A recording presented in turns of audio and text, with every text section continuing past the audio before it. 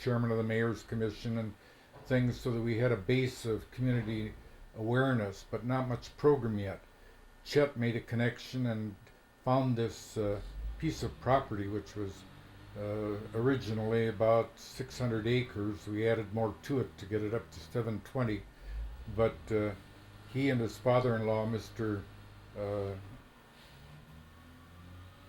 what? I'll think of it. But they bought the property from Mr. Sievers, and we started out with really a summer camp program there in 1955. Very shortly after that, we knew we had to have some buildings. We had a bunch of houses that were already on the place, but we needed a big central lodge. We got Glenn Wallace, one of our board members, who was the leading camp architect in the United States, to do the design, and I contacted through friends of ours the head of the labor unions. We got them to come out there, and eventually they furnished all the labor. Between Chet and I, we got most of the materials donated. We had one man, that was Stuart, Chet MacArthur's father-in-law, who agreed to pay for the out-of-pocket costs that we didn't have covered. He unfortunately died during that period, and we had to go to court to settle with the estate to try to get enough money to take care of our obligations, which we eventually did. But we had got into a residential program then in 1960. Prior to that, we had had a weekend program in cooperation with the Department of Court Services, and this was helped along with the help of a special committee in the community that I had put together that included George Dayton and the Wintons and many of the people with the money and the leadership in Minneapolis. And then we went into the residential program in 1960, and that really was the base for the present highly sophisticated treatment program for various types of kids with various types of problems. You should tell them about a few of the various types, like the Go ahead. well, now later there's an autistic program inaugurated to do something about autism, which we quickly found was something that couldn't be dealt with in a big group. It had to be done more in smaller groups, and so it was moved out of there into group homes. But it started at the ranch, and also now there is an interesting experiment with groups from the court of convicted felons who are teenagers, who are underage. It's hard to believe that there's so many of them who have committed murder and rape and all kinds of things, and most of them are 15, 16, 17 years old, which is a tough bunch of kids. But thought by the court to have... But the court thought that there was some hope here that something could be done to turn them around. They have to be locked up, It's a locked up facility, which we've never had at the ranch before. They took the place of the autistic one. So it's spread out into different things and new things, but it all works.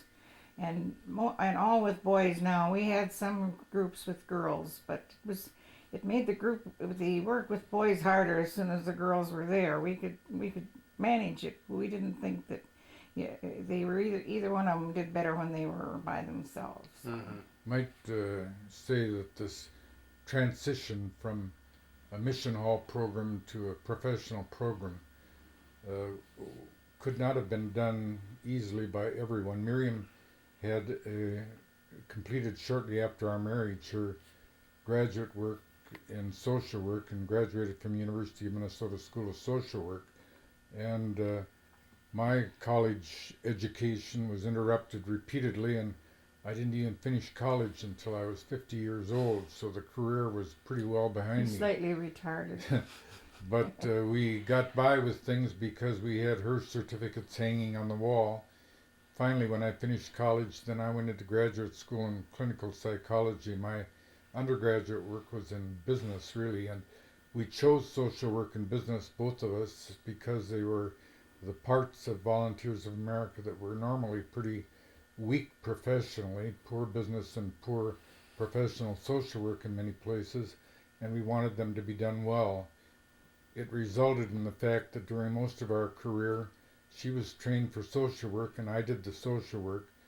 I was trained for business and she ran the business. So Well, we worked for each other, so that worked out.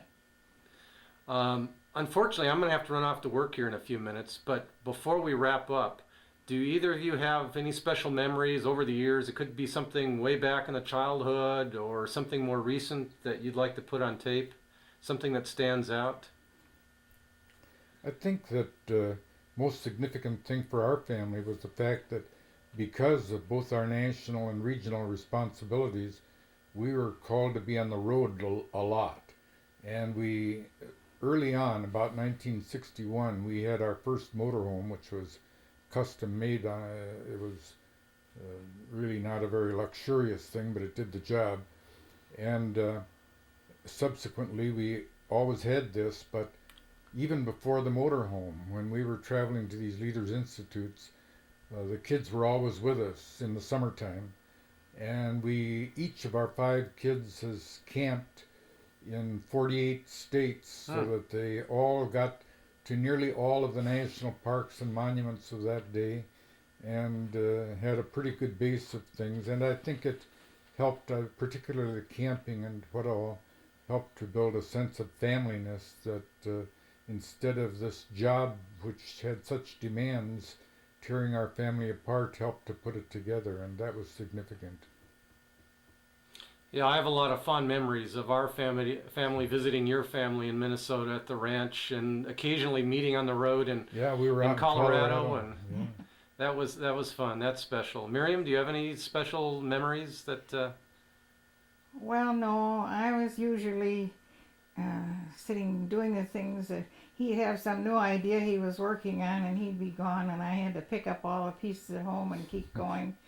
He was sort of like the principal at the school at Bar None, and so they'd bring in these big kids to me when they didn't behave in class, and I'd kind of keep an eye on things until he got back again. But A lot more than that. She was really running both the business and program while I was out trying to think of something new to start. So, and we had a lot of connections in Washington D.C. and places where But I I had think to be. I enjoyed working with the boys. I missed that when we moved away. Instead of retailing the social work, you were wholesaling it, and that wasn't nearly as interesting or as fulfilling as when they were all wandering in my office when things were going wrong and all.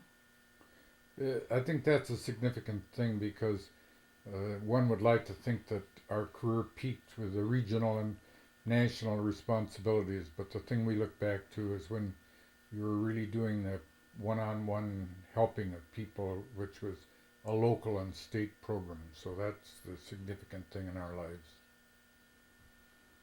Great. Well, we've got almost 40 minutes, and it's a good start. So maybe I can come out and visit, and we can continue on again next time. But appreciate. Any last thoughts before we? Well, retirement is great. Still doing a lot of driving. Oh, we do everything. We We're so can't busy. seem to escape the road, being on the road. Oh, and you go to Europe frequently too. Tell us quickly about that. Well, we Enjoy that. Last summer we were in Austria. We have our one son Ralph lives in Frankfurt and has been there for 30 umpteen years, since about 1961. And so we get over there, stop and visit him, then head for Austria. We have a grandson, Ruth's son, and his wife in Innsbruck. So we had them strategically located to help us if we need anything over there. But so far we've made it on our own. And We usually get a television and borrow Yeah. it and a few things like that. But we go to we've been in every country in Europe. For a while we had a camper that we left with a Dick on base over there. And we could fly over and jump in it, and away we went. All the way from Spain way up to the northern reaches of Norway. Wow. But I guess the thing we like the best is the Tyrolean Alps in Austria, and we speak German, and our Spanish is pretty poor, but we get by with that, and our German is to a conversational level, so Austria gets us the advantage of scenic places, people we know, and the German language. So that's really our secret hideaway in Europe. Great. Well, thank you very much. It's been fun putting some of this down on tape, and It's been fun living it. rich lives. Well, thank you. We'll continue on next time.